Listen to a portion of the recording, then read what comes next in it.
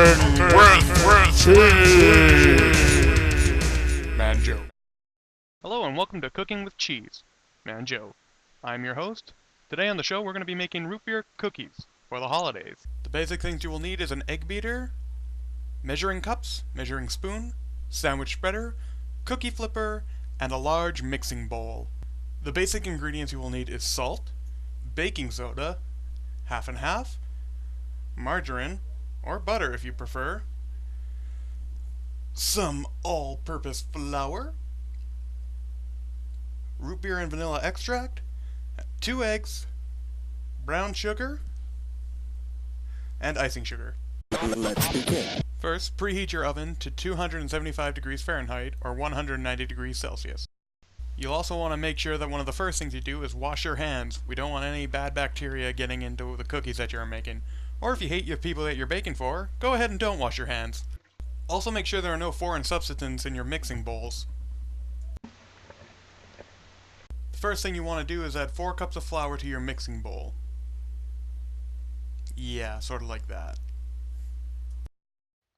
Next you want to add a cup of brown sugar. Then add a cup of margarine. Make sure you get all of it. Good man. It is at this point in time that I would like to tell everyone that I was an idiot and completely forgot about putting in a cup of sugar. So you'll need 1 cup of sugar or 250 milliliters of white granulated sugar. Next thing you want to add is half a cup of buttermilk. Then add your eggs to the mix. Make sure you don't get any shell pieces into it. You'll then want to add 2 teaspoons of root beer extract and 1 teaspoon of vanilla extract. Throw in 1 teaspoon of baking soda. Make sure you get all of it. 1/4 teaspoon salt! Next it's time to start mixing that bad boy. Buy it, use it, break it, fix it, trash it, change it, melt, upgrade it, charge it, point it, zoom it, press it, snap it, work it, quick erase it. When you've done enough mixing, everything will look like this. I then use my hands and just make sure that everything is nice and mixed together. It helps a lot.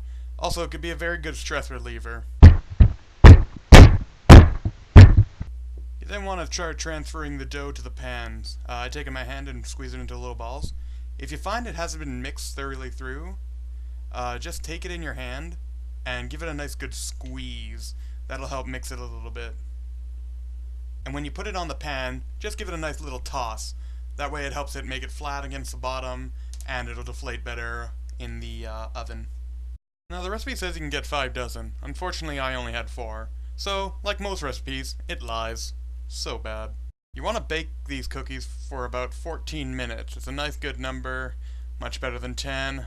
Not as good as 15, but hey, 14 is still a pretty awesome number. While you're waiting for your cookies to bake, you can start making the frosting for them, which is made up of 1 cup of powdered sugar, 1 tablespoon of half and half, 2 teaspoons of butter or margarine, and 1 teaspoon of root beer extract.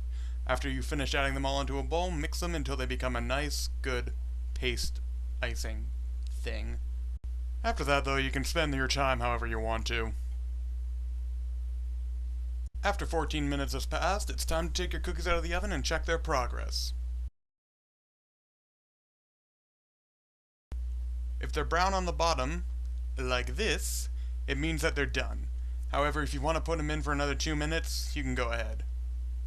Next, you'll want to take your handy-dandy sandwich spreader and start spreading the icing over the cookies. Just take a very little bit and dab it on the top. Now see, I didn't really wait for the cookies to cool. It's better to let the cookies cool first. That way the icing won't pretty much melt over top and spread all over your pans. But hey, if you want melted icing to make the cookie more covered with icing, then, you know, go for it.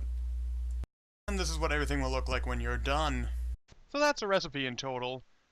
Mistakes that you'll want to avoid that I didn't.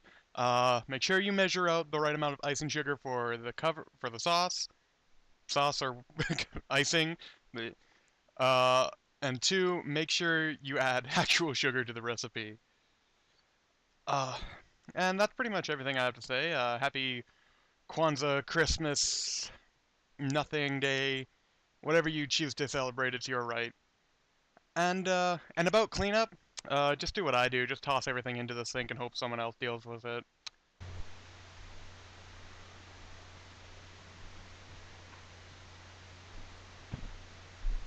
What the f?